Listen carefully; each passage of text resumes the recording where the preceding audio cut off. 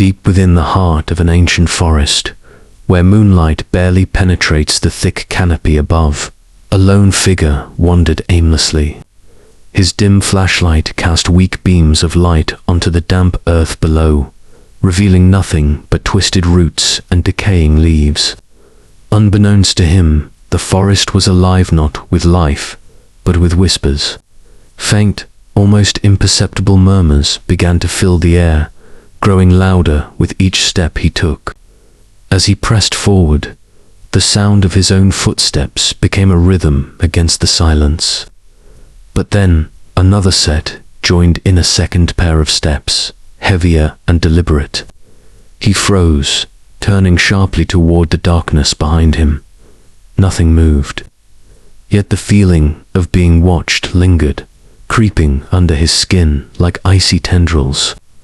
The whispers grew louder now, forming words that seemed to echo directly into his mind. They called his name softly at first, then more insistently.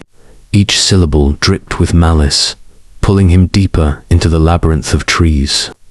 His ears strained to block out the noise, but the voices were relentless, seeping through every crack in his resolve. In the distance, he spotted a figure cloaked in shadow. Its presence was unnatural, its glowing red eyes piercing through the gloom. He hesitated, unsure whether to approach or flee. When he blinked, the figure vanished without a trace. Panic surged within him as realization dawned. Whatever lurked in this forest wasn't bound by human logic.